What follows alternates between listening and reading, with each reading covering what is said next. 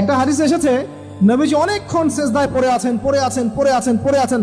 সাহাবীরা অপেক্ষা করছেন।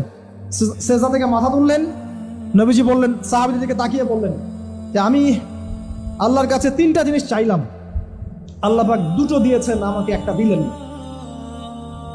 কথা বুঝতে পারছেন? কি চাইলেন ইয়া রাসূলুল্লাহ? একটা হচ্ছে আমি দোয়া করেছি আমার উম্মত যেন এই মহাপ্লাবনে ধ্বংস না হয়ে যায়। আল্লাহ পাক বলেছেন ঠিক আছে, ওকে। আরেকটা হচ্ছে আমার উম্মত এর মধ্যে আল্লাহ পাক দুর্ভিক্ষ দিও না, ঠিক আছে? আল্লাহ পাক বলেন ঠিক আছে, এই উম্মতকে দুর্ভিক্ষ দিয়ে মেরে ফেলবো না।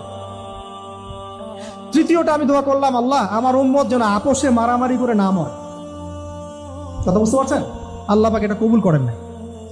আল্লাহ পাক এটা বলেন নাই যে ঠিক আছে দিলাম, বরং এই উম্মতের মধ্যে একবার তরোয়াল উঠলে এটা নামবে না, চলতেই থাকবে। দেখেন চলছে না বাস্তবতা। এই যে শেষ জামানা হারাস চলছে, কত ঘরে ঘরে মানুষ এখন বাইরের সিরিয়ালগুলো দেখে তার ট্রেনিং শিখছে।